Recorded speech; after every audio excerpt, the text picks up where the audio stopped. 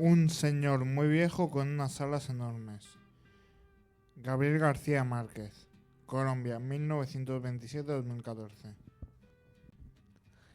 Al tercer día de lluvia habían matado tantos cangrejos dentro de la casa que Pelayo tuvo que atravesar su patio anegado para tirarlos en el mar, pues el niño recién nacido había pasado la noche con calenturas y se pensaba que era a causa de la pestilencia. El mundo estaba triste desde el martes. Asustado por aquella pesadilla, Pelayo corrió en busca de Elisenda, su mujer, que poniéndole compresas al niño enfermo, la llevó hasta el fondo del patio. «Es un ángel», les dijo. «Seguro que venía por el niño, pero el pobre está tan viejo que lo ha tumbado la lluvia». Al día siguiente, todo el mundo sabía que en casa de Pelayo tenían cautivo un ángel de carne y hueso. Contra el criterio de la vecina sabía, para quien los ángeles de estos tiempos eran sobrevivientes fugitivos de una conspiración celestial, no habían tenido corazón para matarlo a palos. El padre Gonzaga llegó antes de las 7 alarmado por la desproporción de la noticia. A esa hora ya habían acudido curiosos menos frívolos que los del amanecer y habían hecho toda clase de conjeturas sobre el porvenir del cautivo.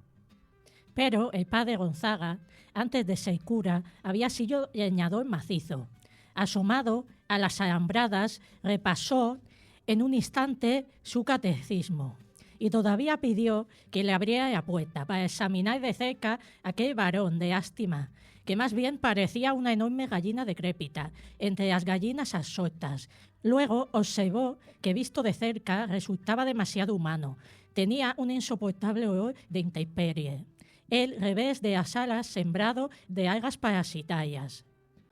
Argumentó que si las alas no eran el elemento esencial para determinar las diferencias entre un gavilán y un aeroplano, mucho menos podrían serlo para reconocer a los ángeles. La noticia del ángel cautivo se divulgó con tanta rapidez que al cabo de pocas horas había en el patio un alboroto de mercado y tuvieron que llevar la tropa con bayonetas para espantar al tumulto. Vinieron curiosos hasta de la Martinica. Vino una feria ambulante con un acróbata volador, que pasó zumbando varias veces por encima de la muchedumbre, pero nadie le hizo caso porque sus alas no eran de ángel, sino de murciélago sideral. El ángel era el único que no participaba de su propio acontecimiento.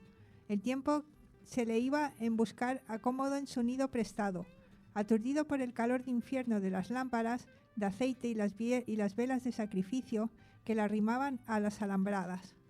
Su única virtud sobrenatural parecía ser la paciencia, sobre todo en los primeros tiempos, cuando lo picoteaban las gallinas en busca de los parásitos estelares que proliferaban para tocarse con ellas, sus defectos, y hasta los más piadosos les tiraban piedras tratando de que se levantara para verlo de cuerpo entero.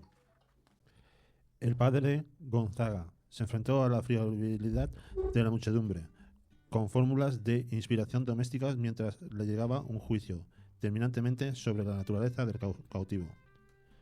Sucedió que por esos días, entre muchas otras atracciones de las ferias errantes del Caribe, llevaron al pueblo el espectáculo triste de la mujer que se había convertido en araña por desobedecer a sus padres. Semejante espectáculo, cargado de tanta verdad humana y de tan temible escarmiento, tenía que derrotar sin proponérselo al de un ángel despectivo, que apenas si se dignaba a mirar a los mortales.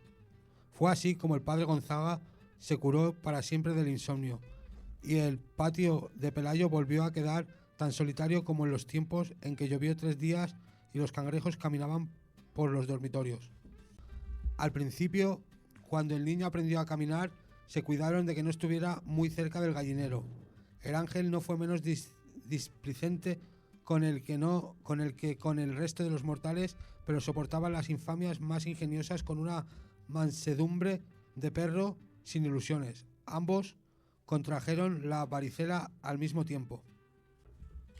El ángel andaba arrastrando por acá y por allá como un moribundo sin dueño. Lo sacaban a escobazos de un dormitorio y un momento después lo encontraban en la cocina.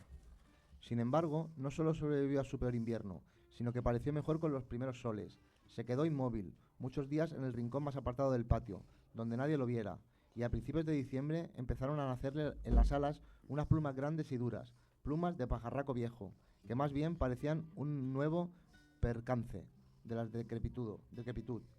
Siguió viéndolo hasta cuando acabó de cortar la cebolla, y siguió viéndolo hasta cuando ya no era posible que lo pudiera ver, porque entonces ya no era un estorbo en su vida, sino un punto imaginario en el horizonte del mar. Fin.